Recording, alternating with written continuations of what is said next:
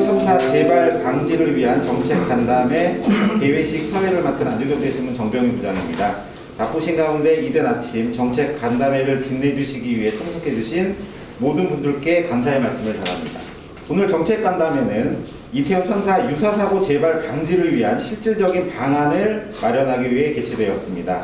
다시는 똑같은 사고가 발생해서는 안 된다는 마음으로 민관 협력 방안을 모색하고 효율적인 사고 예방 시스템을 확보하는 동시에 필요한 관련 법령의 입법과 제도 개선도 심도 있게 논의될 것으로 기대합니다.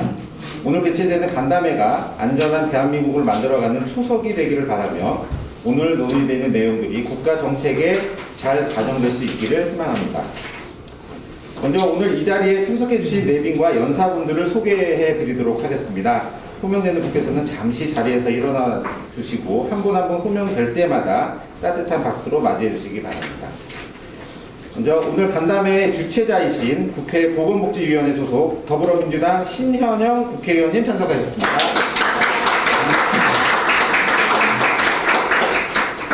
예, 주관사이신 아주경제신문 오종석 사장님 참석하셨습니다. 예, 오늘 좌장을 맡아주실 경희대학교 노동일 교수님 참석하셨습니다. 네, 유원대학교 경찰소방행정학부 염건웅 교수님 참석하셨습니다. 네, 숭실대학교 재난안전관리학과 문현철 교수님 참석하셨습니다. 지음법률사무소 이호영 변호사님 참석하셨습니다. 예, 그리고 오늘 재난방지 신기술 시연을 해주실 JD솔루션 재영호 대표님 참석하셨습니다. 예, 신기술 시연을 해주실 알체라의 조민국 연구 디렉터님 참석하셨습니다. 예, 그 외에도 많은 분들이 참석하셨는데 시간 관계상 다 소개해드리지 못하는 점 양해 부탁드리겠습니다. 다음은 아주경제신문 오종석 사장님의 대회사가 있겠습니다. 앞으로 모시겠습니다.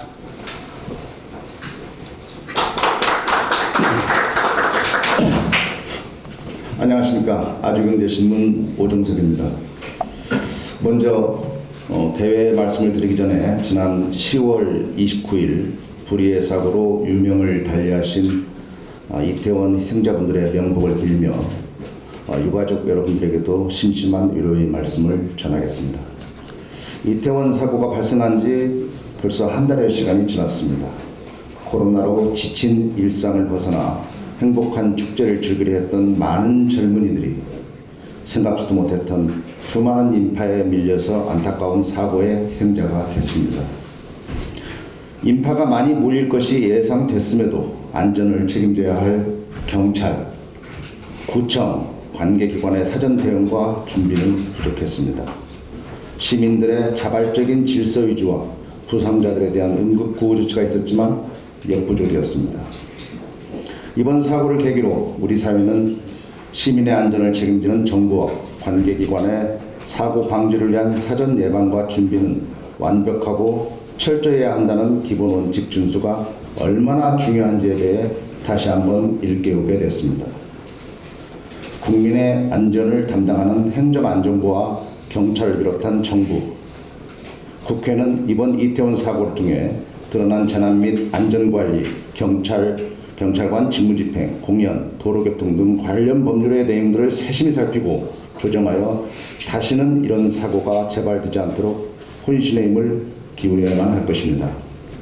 많은 인파가 몰리는 축제와 행사에는 기존의 112 신고 시스템뿐만 아니라 AI, 드론, CCTV 등 첨단 기술 장비를 동원한 사고 관리 예측과 통제 시스템을 구축하고 정부, 자치단체, 경찰, 소방이 통합 관리하는 안전 통합 관제 시스템의 도입도 고려해야 한다고 전문가들은 진단하고 있습니다.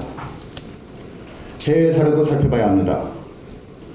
우리보다 큰 미국, 영국, 프랑스, 일본, 중국, 사우디아라비아 등 많은 인파가 몰리는 축제나 행사 운영과 관리 경험이 많은 국가들이 어떤 기준과 원칙을 세우고 어떻게 시민들의 안전을 관리하는지 세심히 살펴보고 연구해야 합니다.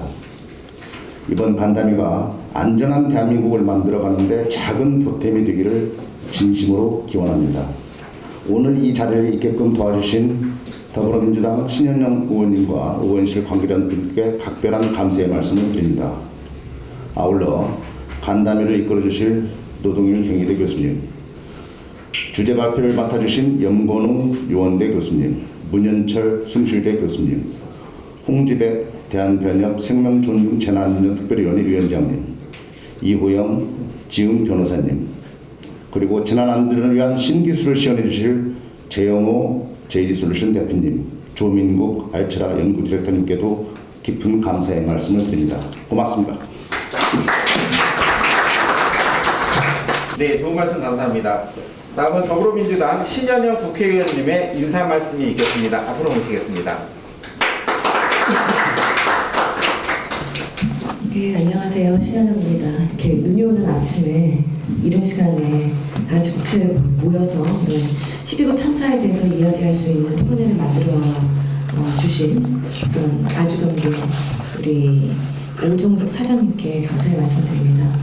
아주경제에서 참 이 참사 재난 시점부터 해서 좋은 기사들 그리고 빠른 토론회와 간담회를 준비해 주시면서 저도 국정조사 특위위원으로 이번에 들어가게 됐는데요. 큰 힘이 되고 있다는 말씀 드리겠습니다. 지난 한 달 동안 158명의 희생자 그리고 지금 저희가 부상자를 확인해 보니까 병원에 입원한 사람이 3명 정도가 남아있더라고요. 그만큼 중증이기 때문에 아직까지 퇴원을 못하고 있는 상황인데 많은 피해자들이 발생한 이 12구 참사에 대해서 저 또한 명복을 빌는 마음으로 오늘 찾아왔습니다. 다수의 생존자 피해자들이 힘겨운 시간을 보내고 있고요. 특히 저도 참사 현장에 있었던 의사로서 정말 마음이 여전히 무겁고 왜 대한민국에서 이런 재난이 일어날 수밖에 없었는지에 대해서 답답함이 있습니다. 또한 정치인으로서의 책임감도 무겁고 정말 대한민국 국민들에게 죄송한 마음이 계속 들고 있습니다. 하루하루 그런 면에서의 이런 참사에 대한 우리의 역할에 대해서 고민을 하게 되는데요. 특히나 저희가 유가족들을 만나서 간담회를 하고 또 경찰, 소방 그리고 응급의료에 대한 대응 시스템에 대해서 하나하나씩 들여다보고 있는 이 시점에서 재난안전 관리 시스템이 있었긴 했지만 그 시점에 제대로 작동되지 않았다라는 문제점에 대해서 계속해서 새로운 사실들이 드러나고 있습니다. 실제로 유가족들은 밤 11시 30분에도 맥박이 뛰고 있었다. 그런데 방치되었다 길거리에. 왜 앰뷸런스로 우선순위 이동을 안 했느냐 이런 원성의 말씀을 주셨고요. 소방이 첫 번째로 출동했을 그 현장에서 11시 30, 40분 됐던 시점에는 모두 그 피해자들이 살아있었기 때문에 우리가 빠르게 교통 통제가 되고 진입이 되고 구조가 이루어지고 이송이 됐다면 지금보다는 훨씬 더 많은 생명을 살릴 수 있지 않았을까에 대한 우리 모두의 죄책감이 있다고 생각을 합니다. 국정조사 특위가 11월 24일 날 출범을 했고요. 지난주에도 유가족의 만남을 통해서 이번 주에는 우선 일정 조율과 이제 증인들에 대한 출석 리스트업 작업을 하고 있습니다. 여야가 합의를 해서 국회가 협심하는 모습을 보이는 국정조사가 되기 위해서 노력을 하는 시기라고 말씀드릴 수가 있습니다. 다음 주부터는 조금 더 본격적으로 가동이 되어야 되지 않을까라는 생각을 하고 준비를 하고 있습니다. 저 또한 의대생 때 대구 지하철 참사를 경험을 했고 또 이후에 삼풍 백화점 붕괴나 성수대교 그리고 세월호 참사할 때는 가정의학과 의사로서 현장에 복구와 유가족 지원을 위해서 갔었던 기억이 있고요.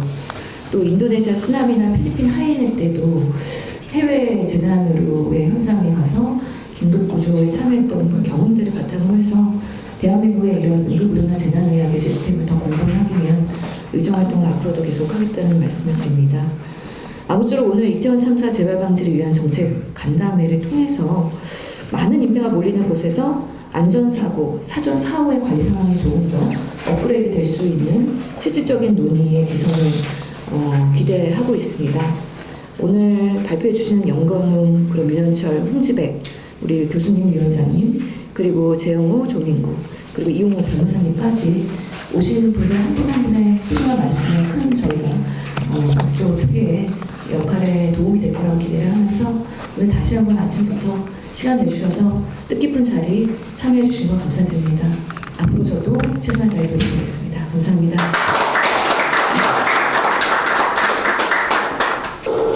네, 안녕하십니까. 공수반 노동일입니다. 아침에 좀 말발하고 급하게 오늘하고 힘들었습니다만 말씀하신 이렇게 참석해보니까 너무 좋은 자리 같습니다. 이렇게 정말 발빠르게 이런 간담회를 준비하신 우리 신민영 의원님 그리고 오정석 사장님 그냥 모든 분들 정말 치아를 드립니다. 또 다 구면이신 분들이 와서 너무 반갑고요. 그래서 저는 정말 정치가 국회가 이런 걸 해야 한다고 생각합니다. 돌멩이 던질 사람도 있어야 되고 정말 책임질 사람도 찾아야 되지만 무엇이 부족해서 우리나라 이런 참사가 일어나지 말아야 할 일이 일어났는가 한번 살펴보고 앞으로는 좀 더 안전한 나라, 좀 더 좋은 나라를 만드는 방법은 무엇이 있을까 이를 찾아보는 게 정말 정치 역할이고 국회 역할이라고 생각해서 정말 좋은 간담회라고 생각합니다. 국정전을 해야 한다고 생각하고요. 자, 제 일을 이 정도 하고요. 세 분이 주제 발표하시겠습니다. 30분인데요. 아마 세 분이서 10분씩 협당이 된 것 같습니다. 지금 13분이니까 연건웅 교수님부터 시작해서 10분씩 핵심적인 부분만 좀 말씀해 주셔서 토론에서 좋은 얘기가 나오시도록 해주시길 부탁드리겠습니다. 연건웅 유원대학교 경찰소방행정학부 교수님을 소개합니다. 여러분 박수. 네, 이태원 압사사고 119 참사에서 드러난 인파사고 관리 문제점과 현장 대처 방안에 대해서 말씀드리겠습니다. 제가 119 참사라고 표현한 것은 한국심리학회에서 이 지역명 형과론이 될 수 있다. 그래서 이제 119 참사로 한번 명명을 해보자라는 얘기들을 했는데 현재는 이태원 참사로 계속 쓰이고 있습니다. 그래서 당시 이태원 할로윈 축제 같은 경우는 13만의 인파가 몰렸었고요. 호텔을 지나가는 골목길은 당시 사람이 걷기 힘들 정도의 밀집도를 보였습니다.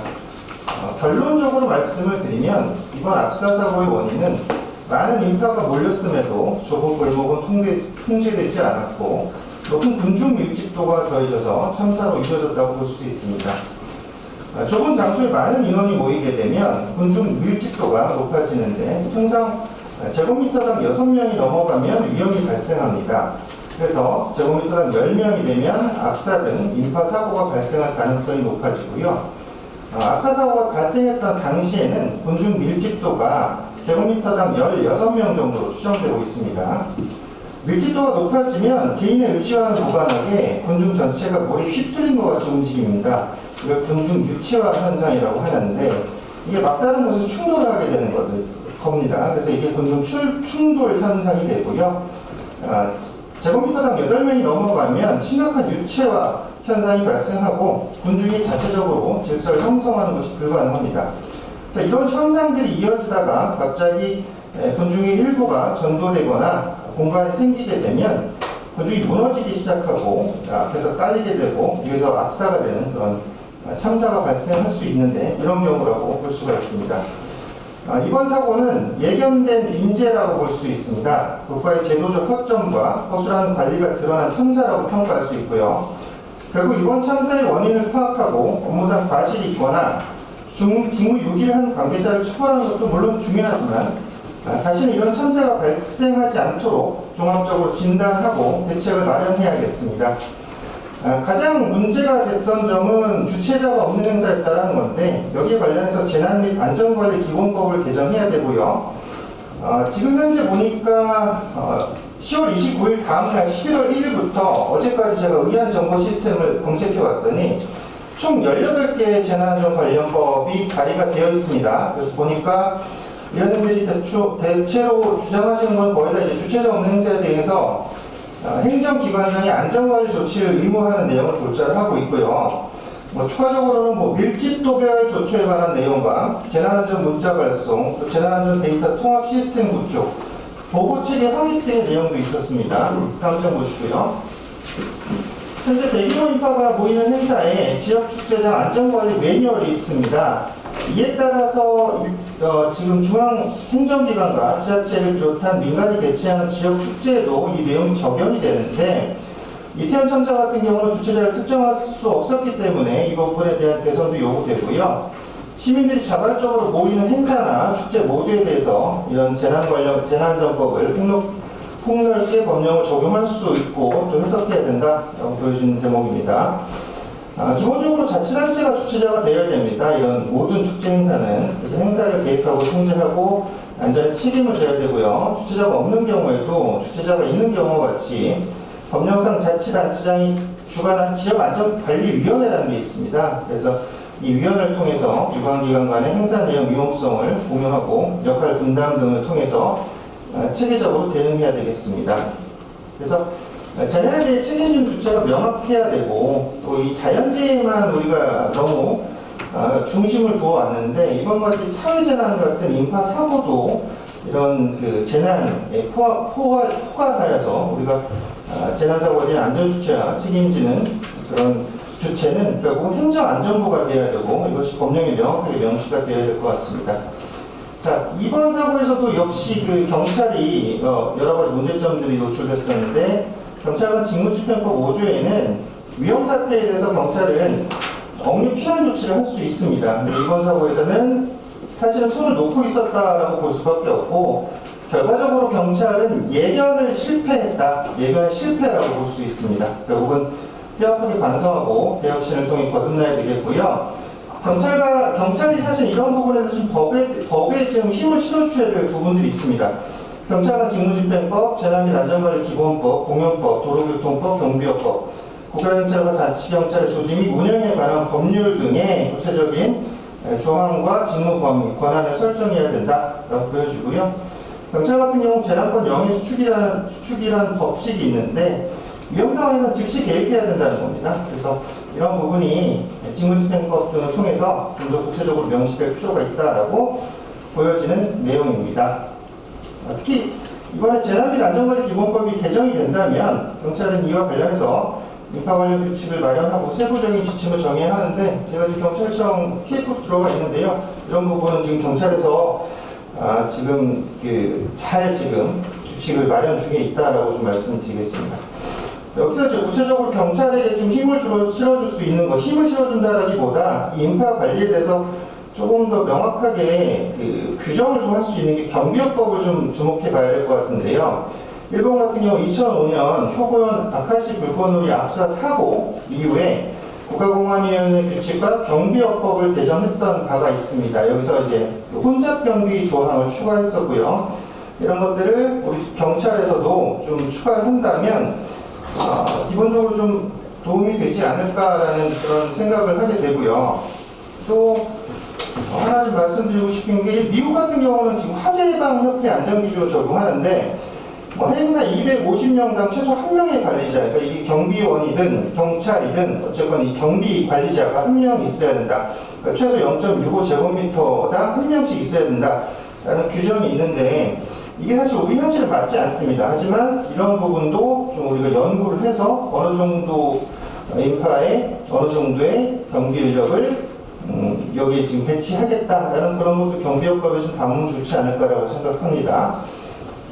그리고 여기 주최자가 경찰에게 그러니까 이 주최자가 사실은 지자체 단체가 돼야 돼요. 그래서 경찰은 인력을 파견하고 지원하는 요청을 받고 경력을 파견하는 그런 부분에서 사실 현장 통제와 관리해주는 역할을 해야 되는 것이고 이런 것들에 대해서 수익자 부담 원칙임을 강조하고 경찰은 사전에 행사장에 먼저 가서 안전성 판단, 안전성 진단하고 위험 요소 측정하고 그다음에 주최자에게 안전관리 계획서를 제출받아서 통제를 명확하게 해야 되겠습니다. 최근에 있었던 그 112 시스템의 문제점도 여러 가지 발견했는데요. 이 신고가 여러 건이 중복됐을 때 이게 접수가 종합이 안 됩니다. 112 시스템이 지금. 그래서 이런 부분에 대해서 위험성 판단 시스템을 다시 좀 갖추고 조기 경보 시스템하고 자동 전파 시스템을 즉시 재난 문자로 발송할 수 있도록 개선해야 될 것 같고요. 그 다음에 지금 사실 112와 119 통합 문제도 제기가 됐었는데 아마 이번에는 안 될 것 같습니다. 이런 것들도 해외 여러 나라에서는 미국 같은 경우는 911, 그다음에 영국 같은 경우는 999 해가지고 통합 번호를 이제 사용하기도 하는데 이런 지금은 사실 1119와 다르게 서로 존재한다고 하더라도 이런 통합 관제 시스템에도 또 고려해볼 필요가 있다라고 생각합니다. 오늘 또 여기 그 개발업체에 어디서 오셨지만 드론이나 AI CCTV 같은 경우로 예측 관제 시스템을 도입할 수 있습니다. 충분히 지금 나와 있는 시스템도 있고요. 이런 것들과 더불어서 현장에 있는 휴대전화 그 사람들이 얼마나 몰렸는지만 봐도 여기서 예측 시스템을 다 가동할 수 있기 때문에 이런 것들. 그 다음에 현재 CCTV 관제센터를 잘 운영하도록 해야 될 것 같습니다. 특히 이번에 경찰의 보고 체계와 관련해서 여러 가지 문제점들이 있었는데 상위자 부재 시에는 차상위자에게 보고를 하고 유선 보고가 불가능할 때는 뭐 문자라든지 무선 보고, 뭐 메신저 보고를 해서 수신 여부를 확인해야겠죠. 이런 것들도 중요하다고 보여지고요.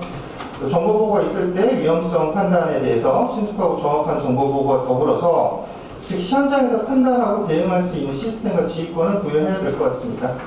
그리고 현재 지금 경찰은 그 현장 그 인파 관리 장비가 생각보다 부족합니다. 확성기도 없었다 그래서 저도 경찰청 TF에서 확성기랑 뭐 장비들 일단 빨리 지급해라라고 말씀드렸었는데 지금 그 일단 현장 지휘 차량도 도입할 예정이고요. 그래서 대형 스피커로 방송도 하고 조명도 쏘고 현장에서 인파 관리를 지휘할 수 있는 그런 지휘 차량, 기동 차량과 경찰의 DJ 폴리스 같은 지휘 소소 및 감시탑도 경찰에서 운영할 예정으로 알고 있습니다. 그 다음에 경찰에서 지금 현재 의경이 지금 없어집니다. 그래서 5만 명 정도의 기동대 인력이 5분의 1이 10,000명으로 줍니다. 그래서 현장에서 지금 최선을 다하고 있지만 지금 화물연대 파업과 뭐 월드컵이라든지 여러 가지 뭐 그 행사와 집회 시위가 이어지고 있어서 기동대 그 분들이 굉장히 힘들어하고 있습니다. 인력 사실 그 보충도 안 되고 현장 인력도 적기 때문에 그래서 과거 걸렸다고 볼 수 있는데 경력을 좀 보충해 주는 것들 아니면 지금 인력을 재배치해 주는 것들 이런 것들도 좀 경찰의 어떤 사기 문제도 좀 고려해야 될 것 같다라고 좀 생각합니다. 경찰이 지금 경비 쪽에는 사기가 굉장히 낮아요 지금 현장 상황이. 자, 그 다음에 112 신고 대응에 초점이 맞춰진 부분도 우리가 경찰이 그러니까 이제 줄여서 말씀드리겠습니다. 경찰이 그 지금 문제가 생겼던 거는 112의 대응에 초점이 맞춰졌었기 때문입니다. 그러니까 범죄 예방 기능에만 중점을 뒀기 때문에 인파 관리 쪽에는 사실은 경찰 쪽이 신경을 못 썼다라는 게 핵심이고요. 그래서 다른 나라의 다음 장 보시면요. 제도들을 좀 주목해 볼 필요성들이 있습니다. 여러 가지 좋은 제도들, 또 법령들 이런 것들을 한번 좀 참고해 주시고요. 이런 것들을 통해서 우리가 나를 지켜준다는 국민은 국가가 나를 지켜준다는 믿음을 갖고 매일매일 삶을 살아가고 있기 때문에 정부, 행안부, 자치단체, 경찰, 소방 등 관계기관에서 다시는 이런 참사와 같은 비극이 발생하지 않도록 뼈를 깎는 반성을 통해서 진심 어린 사과의 마음을 담아 다시는 이와 같은 참사가 발생하지 않도록 최선을 다하기 바랍니다. 이번 참사로 희생되신 분들을 마음 깊이 애도하면서 본 발제를 마치도록 하겠습니다. 감사합니다. 네, 감사합니다. 아주 시간도 잘 지켜주고요. 그러니까 아주 주옥 같은 그런 대책 마련에 참고가 되는 방이 아닐까 싶습니다. 예, 다음으로 문현철 교수님 모시겠는데요. 지역 안전관리 혁명적 개선을 위한 재난관리 시스템의 작동성 진단과 개선 방안을 발표해 주셨습니다. 오늘 박수로 모실까요? 예, 방금 소개가 된 문현철입니다. 언론과 국회가 동행하면서 소통하면서 어떤 정책을 진단하고 그 진단한 정책을 입법으로 연결하려고 노력하는 이러한 자리가 매우 혁신적이고 매우 감동적이라고 국민의 한 사람으로서 생각합니다. 많은 언론사들이 자체 무슨 간담회나 이런 것을 하고 있지만 국회와 함께하는 이런 시도에 대해서 좀 아주경제에 대해서 좀 남다르게 느꼈다라고 하는 점을 말씀을 드리고요. 또 신현영 의원님께서 모두에도 말씀하셨습니다만 많은 재난 현장을 누비시면서 몸소 느끼고 깨달으신 점을 그러한 정책, 국회의 역할로 연결하신다는 점, 또 역시 감명 깊다는 점을 말씀을 드립니다. 저는 그 법학을 전공했고요. 법학 중에서도 행정법, 그 행정법 중에서도 재난행정법으로 저는 2001년에 박사학위를 받았습니다. 그 뒤로 계속 많은 제도들, 시스템들이 정책으로 연결되고 그 정책이 입법화되며 그 입법화된 정책이 어떻게 작동되고 있는가, 어디가 고장나 있는가, 이것이 저희 초유의 관심사였고, 저는 태풍 루사 때부터 시작돼서 태풍 매미 등을 비롯한 자연재해, 그리고 충남 청양 산불, 금년에 울진 산불, 그리고 세월호 사고, 이번에 이태원 사고를 비롯한 많은 재난 현장을 다니면서 현장에서 재난관리 시스템이 어떻게 작동되고 있는가, 무엇이 문제인가를 살펴보았습니다. 결론적으로 말씀을 드리면 우리나라의 재난관리 시스템은 심하게 고장나 있습니다. 어디가 고장나 있을까요? 우리나라 재난관리 시스템은 지방자치 시스템에 탑재되어 있습니다. 우리나라 재난관리 시스템은 읍면동, 시군구, 특별시, 광역시, 그리고 중앙행정기관 이런 시스템인데요. 문제는 기초지자체가 잘 작동되지 않는다는 것입니다. 포항 지진 현장에서 역시 저 일주일 동안 돌아다녔는데요. 역시 그때도 보면서 참으로 그 점이 안타까웠습니다. 그런데 또 더 안타까운 것은 너무도 성급히 중앙행정기관이 결폭 달려든다는 겁니다. 이 과정 속에서 기초지자체가 법으로 정해진 해야 될 일을 안 해도 되는 걸로 오해한다는 겁니다. 자, 그래서 앞에서 신영 의원께서도 축사에서 말씀하셨던 것처럼 이제 정치와 언론이 해야 될 일들은 이 실타래를 하나하나 진단해 가면서 이 고장난 시스템들을 고쳐야 된다는 것이죠. 법으로 잘 정해져 있습니다. 오늘 말씀하신 많은 내용들 재난및 안전관리 기본법과 관련 특별법을 자세히 살펴보면 다 탑재되어 있습니다. 문제는 작동되지 않는다는 겁니다. 그래서 제가 한 7, 8년 전부터 제가 쓰는 거의 모든 논문들은 다 작동성이었습니다. 왜 작동이 안 되는가? 또 결론적으로 말씀드리면 지금 앞에서 윤 교수님 말씀하셨습니다만은 여러 법들이 지금 또 논의되고 있다는데요. 이거 참 심각한 문제입니다. 재난및 안전관리 기본법의 시스템이 다 되어 있고 이거 작동이 안 되는데 또 다른 계절 법 조항들을 누덕누덕 만들고 또 법을 만들고 있거든요. 이게 심각한 거예요. 제가 보기에는요, 아주 간단합니다. 재난및 안전관리 기본법 제3조에 있는 재난의 유형에 사회적 재난의 종류에 다중인파의 밀집을 재난의 유형으로 하나 넣으면 깔끔합니다. 그런데 여기에 또 다른 법을 만들고 있어요. 그래서 참 이런 점들이 안타깝다라고 하는 것이고요. 아직 우리나라가 좀 그런 구체적인 법치 국가가 아니구나라는 좀 감성적 그런 어떤 즉흥적 어떤 정책 국가구나 그런 생각을 해봤습니다. 뭐 이렇게 앞에서 다 말씀드린 내용, 그 뒤에서 말씀드린 내용과 이렇게 중복되는 것을 저는 일부 말씀을 드리겠는데요.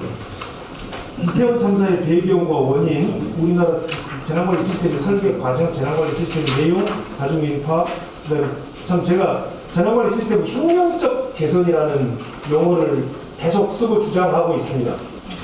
그러면서 계속 재난및 안전관리 기본법에 정해져 있는 무엇이 안 됐고 무엇이 안 됐고 이런 얘기를 계속 주장을 하고 있는데요. 안타까운 것은 우리 법에 다 있음에도 불구하고 그것이 작동이 안 되기 때문에 말씀을 드렸습니다.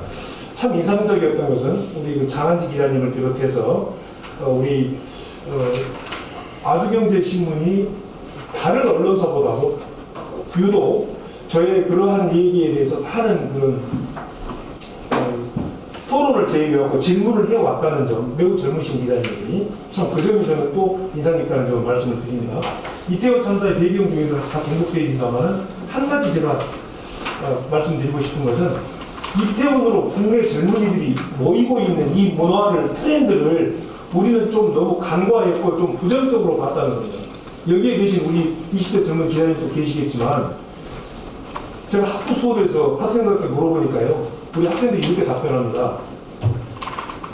그 무슨 기초지자체에서 하는 무슨 국화축제, 무슨 축제가 그런 거 많이 하잖아요. 지금 가을 지나서. 우리 20대 학생들 뭐라고 말하냐면요. 교수님, 그거 아재 축제예요. 우리는 그런 데 안 가요. 예. 이 앞에 가보니까 뭐 너희들이 있던데 그러니까 그걸 엄마가 따라간 거고요. 뭐 우리 자발적으로 그런데 안 간다. 그럼 너희들 어디 가니? 물어보니까 이태원처럼 자기들끼리 공유하고 공감할 수 있는 그 어떤 공간에 순식간에 모인다는 겁니다. 그것이 20대 젊은이들의 트렌드였어요. 근데 우리는 이태원에 가는 것을 저 역시도 쟤들 왜 저렇게 저기를 가지? 이렇게 좀 부정적으로 봤던 점이 너무 미안합니다. 만약에 우리가 이태원에 가는 문화를 문화적인 측면에서 조금 더 존중 어린 눈으로 바라봤다면 이 시스템이 조금 더 작동이 되지 않았을까라는 그런 생각도 해봤습니다. 그 다음에 또 하나는요.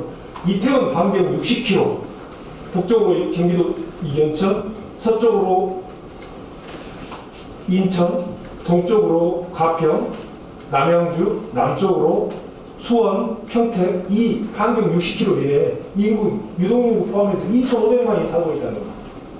이건 순식간에 2만, 3만, 4만, 5만이 모여버릴 수 있다는 겁니다. 이게 인구 과밀 지역이라는 겁니다. 이걸 우리는 좀 간과했다. 이렇게 말씀드리고 싶고요.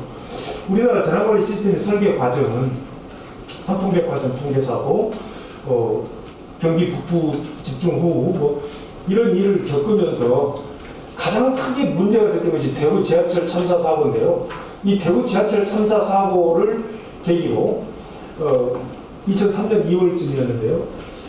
우리나라 재난관리를 다시 설계해야 되겠다라고 판단을 했습니다. 그래서 만든 법이 재난및 안전관리 기본법이고요. 이 재난및 안전관리 기본법에 의해서 과거에 자연재난과 사회재난을 이른바 인위적 재난을 따로따로 대응했던 것을 하나의 재난으로 통합해서 하나의 시스템으로 만든 겁니다. 그것이 지금 현재 재난관리 시스템입니다. 그리고 그 과정에 또 뭐 세월호 사고를 비롯해서 하는 재난이 있을 때마다 조금씩 개선을 했습니다. 자, 그런데요. 우리나라 재난관리 시스템은 앞에 있는 내용도 다 생략을 말씀드린다면 우리나라 재난관리 단계는 서양의 경우처럼 서양 선진국들의 경우처럼 예방, 대비, 대응, 복구라는 4단계에 의해서 좀 재난관리 단계를 하고 있는데요. 핵심적인 것은 재난관리 기구와 그 시스템이 작동되는 조직입니다. 저는 이걸 아주 쉽게 3축 3단계라고 얘기하고 있는데요. 그 3축이 안전관리위원회, 재난안전대책본부, 긴급구조통제단 이 세 기둥이 대한민국 재난관리 시스템의 가장 중요한 축입니다.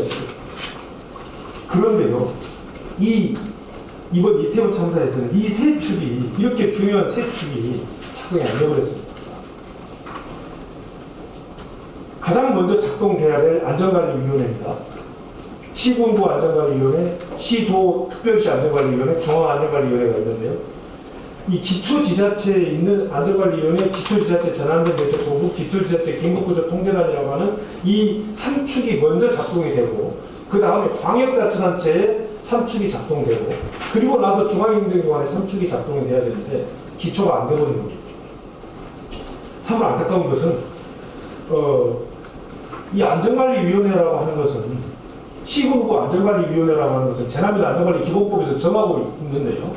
시군구 안전관리위원회는 재난이 발생하기 이전에 그 지역에서 발생될 수 있는 재난 재해 유형을 중심으로 예방, 대비, 대응, 복구 시스템에 맞추어서 재난 안전관리 계획을 작성하도록 되어 있는데 그걸 가지고 내부 13개 실무반 플러스 경찰, 소방, 한전, KT 외부 기관들이 모여서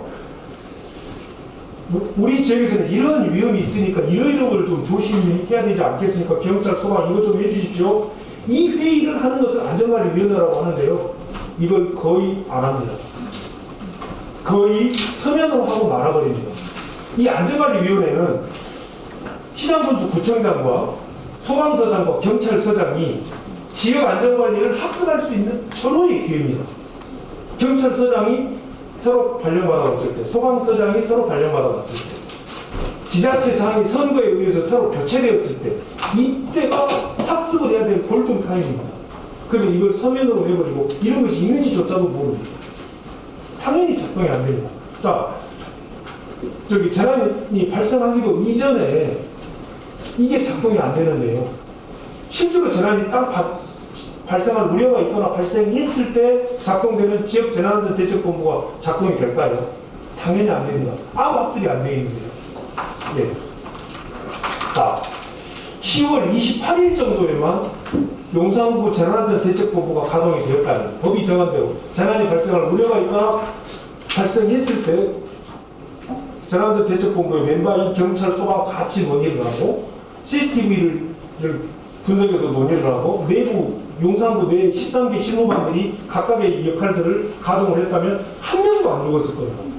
참으로 안타까운 것은 그러면 이제 구청장은 정치인이니까 구청장도 심각한 문제지만 그 이제 이러한 시스템을 방지하기 위해서 지방자치법에서 부구청장, 부지사, 부시장을 내려보낸단 말이에요. 근데 용산구 부구청장은 깜짝 놀랄 사실이 용산구에서만 30년 넘게 근무하신 분이에요.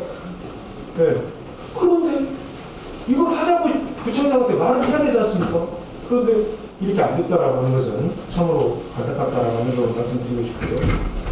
이런 점들이 작동이 돼야 된다라고 하는 것이고요. 119 신고와 112 신고 시스템에 대해서 참 제가 한 5년 전에 이런 평가를 한 적이 있습니다. 112로 신고가 들어가지 않습니까? 그럼 119에서도 듣고 있어요. 119로 신고가 들어가지 않습니까? 그럼 112에서도 듣고 있어요. 그래서 동시 출동을 해야 될 상황이 딱 되면 별도로 112로 신고를 안 해도 신고하게 돼 있어요. 이게 작동이 안 됐어요. 제가 이걸 왜 똑똑히 기억하냐면 이 시스템에 대해서 제가 평가위원으로 평가를 했기 때문에. 네.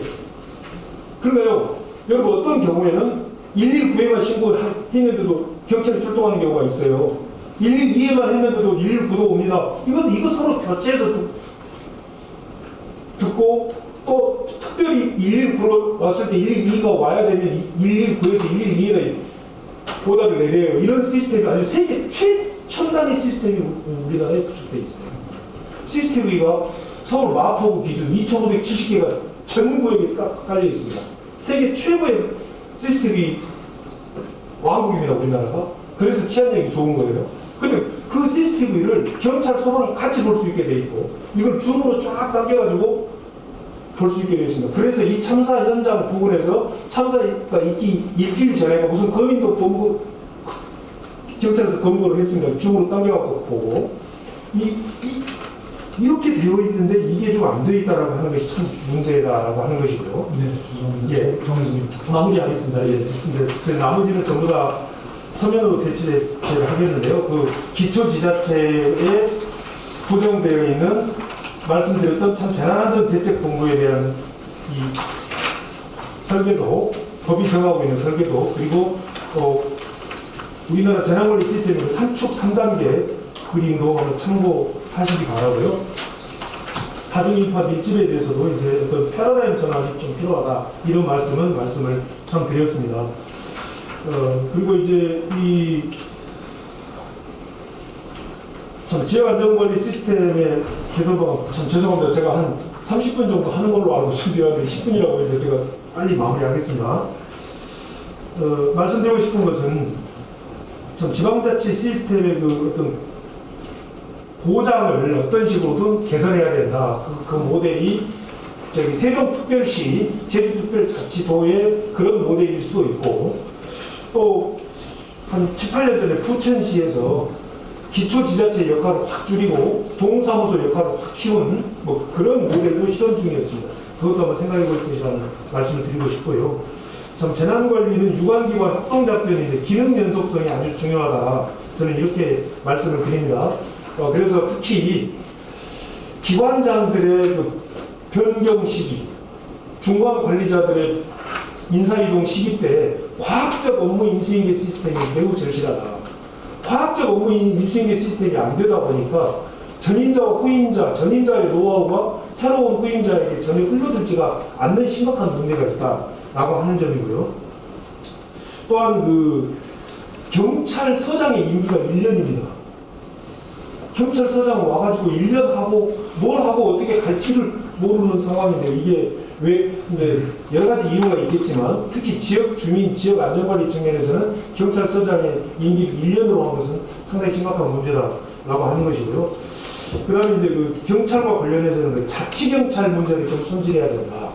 경찰이 혹시 여러분들 보셨습니까? 페트로카 지나가는 것은 보셨죠? 경찰이 도보 순찰한 거 봤습니까? 도보 순찰이 전혀 없습니다. 도로 순찰이 없는데 거기에 언덕길이 있는지 거기에 무슨 불법 뭐가 있는지 그걸 어떻게 압니까? 이것 또한 자치경찰 제도가 시행되고 있음에도 불구하고 이것이 개선돼야 되는 심각한 문제다, 이렇게 말씀을 드리고 싶고요. 근데 마지막으로 정당의 역할을 저는 주문드리고 싶어요. 정당. 무슨 말씀이냐면요, 기초지자체장의 그 주민보호 역량 강화를 위한 지역안전관리 시스템의 혁명적 개선으로서는, 자, 먼저 기초지자체에서 공천을 해서 요것만 말씀드리고 빨리 좀 죄송합니다. 제가 살살 안 해볼게요. 그렇습니다. 어떤 저기 지자체장은 공천하는 후보 결정 과정에서 주민보호 역량을 좀 평가해야 된다, 이렇게 말씀을 드리고 싶고요. 구체적으로는 어떤 정당 차원에서 기초지자체장이 당선되고 나면 전혀 말을 듣지가 않아요. 당선되기 전에 바짝 긴장해 있을 때, 이때 정당 차원에서 자기 당 후보들을 기초지자체장 후보들에게 지역 안전관리에 대한 철저한 교육, 안전관리위원회의 중요성, 재난안전대책본부의 중요성, 긴급구조 통제단의 중요성을 반드시 교육을 해서 그러한 어떤 교육 실적 같은 것을 토대로 해서 공천을 하는 이런 시스템이 또 꼭 필요하다고 말씀드리고 싶고요. 예, 이제 그렇게 말씀을 드리고 있습니다. 나머지는 이제 어떤 이런 제 페이퍼로 대체를 하겠습니다. 기능 연속성이라고 하는 기능 연속성 계획이라고 하는 것이 재난 및 안전관리 기본법에 있어요. 전임자와 후임자, 그리고 또 지금 현재 작동되는 시스템이 다른 어떤 경우에도 작동될 수 있도록 하는 이런 기능 연속성 같은 것들이 잘 작동되도록 하고, 법을 개정할 때 현재의 문제점을 진단해서 어떤 없앨 건 없애고 개선할 건 개선해야 되는데, 이걸 그대로 놔두고 현재 시스템을 진단하지도 않고 어떤 실적주의, 경쟁적 입법 이런 것들이 법 시스템을 누더기로 만들고, 오히려 이것이 이러한 입법들이 시스템 작동을 저해시킨다, 이렇게 말씀을 드리면서요. 나머지 페이퍼로 대체하겠습니다.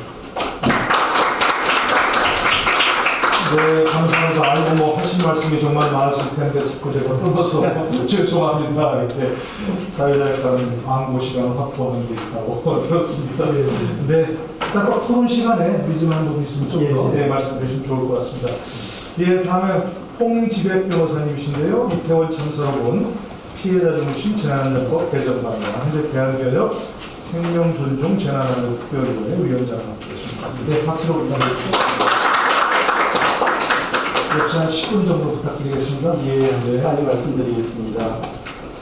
저희 대한변협에는 생명존중 재난안전 특별위원회라고 있습니다. 잘 모르실 텐데요. 사회 서울 참사부터 시작해가지고 이런 집단 재난 시기에 피해자들에게 법률 지원을 해드리고, 본인 요새 변호사가 있다는 것 자체에서 또 안도함을 느끼시는 심리적인 치유 효과도 있고, 그런 걸 경험해서 이런 위원회를 만들어서 활동을 하고 있고요.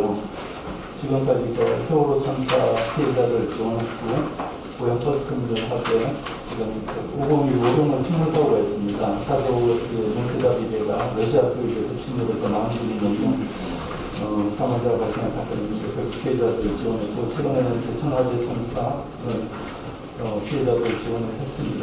포항 지진과 관련해서 특별법이 제정되었는데요. 거기에도 법률 제정 과정에서 장문을 드린 바가 있습니다.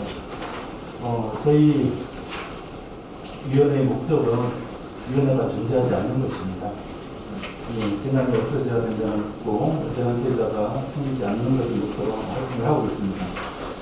방금 문현철 교수님께서 말씀 잘해주셔가지고 재난안전법 체계나 이런 부분에 대해서는 굳이 따로 설명을 안 드려도 될 것 같습니다. 저도 페이퍼에서 많은 부분을 하려 했는데 페이퍼로 대체를 하고, 제가 교수님 말씀에 전적으로 동의하는 게, 저희들이 70년대에 민간인기본법 시장에서 기본법을 시작으로 해서 재난안전법들이, 개별법들이 있다가 2000년대 들어와가지고 재난안전법으로 통합이 돼서 체계적으로 잘 발달이 해왔습니다. 그래서 체계는 상당히 잘 갖춰져 있고, 여기에 투입되는 사회 안전 비용도 굉장히 많이 증가를 해서 과거에 비하면 상당히 안정된 체계를 갖추고 있습니다. 교수님 지적하다시피 문제는 작동이 제대로 되냐입니다. 이 작동의 문제에 있어서는 현실적인 문제고 행정부에서 노력을 해야 될 문제지만 그 과정에서 재난 피해자들이 할 수 있는 역할도 있을 것입니다. 오늘은 그 부분 관련해서 일정 테마에 대해서 말씀드리고 재난안전법을 포함한 다른 법 체계에서 피해자 지원에 대해서 좀 보충을 해야 될 사항이 어떤 것이 있는지 간략하게 말씀드리겠습니다. 말씀드렸다시피 교수님께서 말씀하셨다시피 저희 체계는 굉장히 잘 갖춰져 있습니다. 하루에도 문자가 20개씩 옵니다. 한타 조심해라, 코로나 조심해라. 이게 다 재난안전법의 문자를 발송하게 되어 있거든요. 그런데 이 표현의 경우는 어떻습니까? 그 과거에 물론 코로나 기간이 있어가지고 행정부가 약간 문자가 제대로 생각을 못한 부분이 있겠지만 과거에도 상당수의 인사들이 물려가지고 또 소문적이 일어나고 과거에도 20만까지는 아니더라도 7, 8만, 10만 가까이 되는 인사는 있었습니다. 그러면 해당 지자체 재난관리 주체는 거기에 대해서 안전문단을 보낼 수 있는 겁니다. 굉장히 큰 노력을 남기게 되는 일이었습니다. 또 통신에 대해서도 말씀하셨는데 소방과 경찰 간의 통로 통신이 되고 전국의 CCTV로 다 확인을 할 수 있다고 말씀하셨는데 맞습니다. 우리나라 1조 4천억 원 들여가지고 재난안전통신망, 통화통신망 갖췄습니다. LTE급입니다. 굉장히 잘 돼 있고 세계 최고입니다. 근데 이게 작동이 안 됐습니다. 왜냐하면 소방하고 경찰이 다 LTE를 쓰는 게 무전기를 쓰는 게 아니거든요. 채널이 틀립니다. MHF가 아직도 쓰고 있는 기간이 많고 중계기 관리를 이용합니다. 이런 것들, 작은 것들만 개선해 나간다 해도 재난 예방이나 재난 관리 발생시에 적극적인 대처는 충분히 이룰 수 있는, 행할 수 있는 체계를 갖추고 있습니다. 교수님 지적하셨다시피 작동의 문제입니다. 이 부분에 대해서 좀 신경을 써야 할 것 같고요. 나머지는 생략을 하고, 제가 준비한 페이퍼, 시선 쪽부터 그러면, 재난안전법이라는 것은 재난을 예방하고 대응하고 복구하는 과정에서 국가가 할 의무 위주로 편성되어 있습니다. 여기에 피해자 위주의 법은 아닙니다. 그럼 피해자를 위해서 재난안전법에서 좀 더 보충해야 될 부분이 없을까? 그렇진 않습니다. 그 부분에 대해서 좀 지적해 보겠습니다. 먼저 말씀하신 이제 정부 합동조사단의 문제인데요. 재난안전법을 보면 행정안전부 장관이 필요하다고 인정하는 경우에 혹은 특별 14조 참고하시면 되겠습니다. 특별 재난 지역으로 선포된 재난이 발생했을 경우에 일정한 경우에 재난 원인 조사를 실시할 수 있다라고 임의 기준으로 되어 있습니다. 그러면 지금 이태원 참사를 보면 이태원 참사에서 정부 합동조사반이 편성이 되어 있지 않습니다. 왜냐하면 이게 재난 원인 조사를 해서 재난 발생 원인이 무엇이고 여기를 대비를 하려면 동일한 재난이 발생하지 않고 대비를 하려면 어떠한 제도를 보완을 해야 될까, 어떻게 본연 작동 체계를 개선을 해야 될까를 검토를 해야 되는데 지금은 누구를 처벌할까 하는 수사에 초점이 맞춰져 있습니다. 그렇게 되면 재난 원인 조사라기보다는 재난 원인을 조사하고 대응을 구비하기보다는 형사처벌 체계 내에서 예를 들어서 지금 혐의가 제기되고 있는 업무상 과실치사상죄, 직무유기죄 이런 이제 그 제한된 범위 내에서의 수사만 이루어지게 됩니다. 그러니까 재난안전법에서 일정 규모 이상의 재난이 발생했을 경우에 자연재난이든 사회재난이든 일정한 규모 이상의 재난이 발생했을 경우에는 반드시 합동조사반을 운영을 해야 된다고 의무적으로 규정할 필요가 있을 것 같습니다. 그리고 여기서 저희가 다른 재난 현장에서도 경험한 반대 이 합동조사반이 편성이 된 재난일 경우라도 재난조사 시에 합동조사반 구성은 제가 14쪽에 적어놨습니다. 거기 보면 행정안전부 소속의 재난 및 안전관리 업무 담당 공무원, 그다음에 중앙행정기관 장애 추천하는 공무원, 국가수납 재난안전연구원 연구원들 이런 사람들 위주로 공무원들 위주로 되어 있고 이 행정안전부에는 일정 부서마다 풀이 갖춰져 있는 걸로 알고 있습니다. 그럼 법 풀이에 들어가 있는 전문가분들은 행정부와 어느 정도 밀접하게 교류하는 단계여서 과연 객관성을 가지고 정부의 잘못이나 재난 원인을 조사를 할 수 있을까 하는 의문이 듭니다. 이 과정에 재난 피해자들이라는 그런 지위도 있지만 한편으로는 목격자고 정의입니다. 그 재난을 경험한 사람들이기 때문에 그 피해자가 추천하는 전문가들 같은 외부에서의 조사 단원이 포함이 돼서 일정수 포함이 돼서 어떤 조사의 객관성과 공정성을 좀 담보할 필요가 있을 것으로 보입니다. 실제로 제천화재 때 특검청 학부조사반이 편성이 되었습니다. 20부분이 넘는 전문가들이 편성이 됐는데 그분들이 합동조사 보고서, 1차 보고서를 냈을 때 재난 피해자들이 봤을 때는 너무나도 미흡하고 오류가 많았습니다. 그래서 행안부 장관님께 건의를 해서 가족들이 들어가는 것은 그 공정성이나 신뢰성에 문제가 있으니까 피해자들 들어가는 공정성과 신뢰성에 문제가 있으니까 피해자들이 추천하는 조사위원의 능력과 자질을 갖춘 전문가들을 포함시켜 달라고 요청을 해서 두 분이 들어갔습니다. 두 분이 들어가서 다시 재조사를 했고 그래서 조사 보고서 내용을 상당 부분 바로잡을 수 있었습니다. 이런 것들이 법령 체계 내에서 어느 정도로 제도적으로 좀 보완이 될 필요가 있다고 보여집니다. 15쪽에 다음에 보면 이제 사회재난 보험이 복구 비용에 관한 문제인데요.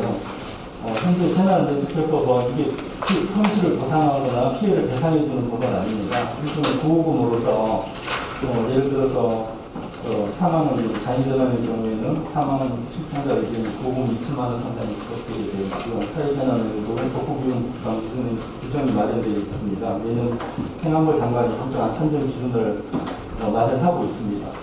여기에 대한 잘 아시다시피 기사에 나왔다시피 인천 참사에 관한 경우에도 한 20만 원 선인 것으로 알고 있습니다. 그런데 작년에 있었던 동해안 산불의 경우에 그쪽 재난 피해자들과 해당 지자체 지방 의원들과 면담을 했을 때 이 부분에 대한 지적을 좀 해주셨는데요. 어떤 부분이냐 그러면 재난안전기본법상 비법부에 근거해서 나오는 보호금은 진짜 작습니다. 자연재난 같은 경우 주택증파되다 1,600만 원인데 1,600만 원 가지고 어디 가서 어떻게 생각하겠습니까? 그래서 대부분이 의존하고 있는 게 국민선거에 의존하고 있습니다. 이 부분이 상당히 큰데 국민선거만 재난안전기본법이 가능한 것은 아닙니다만 집자법이나 사육지 공동노후병법 같은 경우 개별 법령들에 의해서 지원이 되고 있습니다. 그런데 여기에는 예를 들어서 국민들이 성금을 1,000만 원 냈으면 1,000만 원이 다 피해자들에게 가는 게 아닙니다. 그쪽 기관에 해당 기관의 운영비나 이런 것들이 공제가 되고 가는데 그 공제 비율이 생각보다 높습니다. 20-30% 정도 선이 돼서 재난안전법과 이런 적시자법, 사회복지공동법 이런 법들을 유기적으로 좀 운영을 해서 일정 규모 이상의 피해가 발생한 재난의 경우에는 좀 더 피해자들에게 국민선거비나 이런 부분들이 들어가는 몫이 좀 많도록 돈을 좀 도입할 필요가 있어 보입니다. 이 논의를 좀 부탁드리겠습니다. 예, 좀 빨리 하겠습니다. 네, 그리고 16주 이하에서 이제 피해 구제에 관한 부분인데요. 이 피해 구제 먼저 20쪽으로 넘어가겠습니다. 20쪽 보시면 재난 피해자들은 말씀드렸다시피 경험자이고 목격자이기 때문에 피해자들에게 일정 재난 원인 조사나 수사 과정에 있어서 현재 상황이 어떻게 흘러간다는 것을 일정 정기적으로 브리핑을 해볼 필요가 있습니다.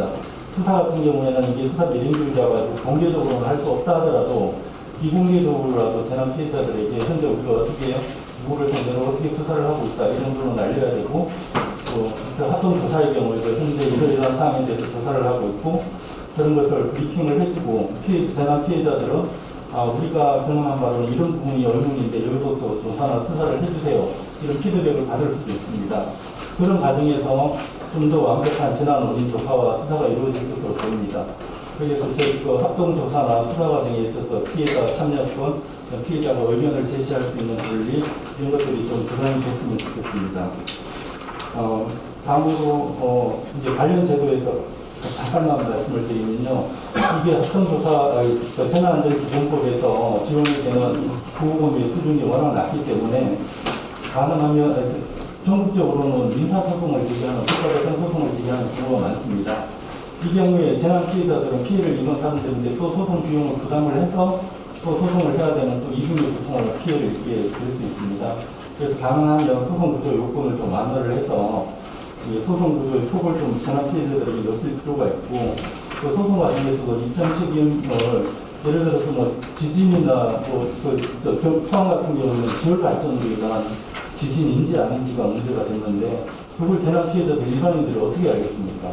이런 경우에는 일정 책임을 피해자들에게 물릴 게 아니라 일정별로 그 가해자를 하기는 좀 그렇지만 재난 유발자나 그 학대에 의한 주체에게 일정 책임을 물리도록 일정 책임을 전환할 필요가 있어 보이고, 또 이거는 진짜 말씀드리고 싶은 건데 세월호 피해자들이나 재산 피해자들 경우에는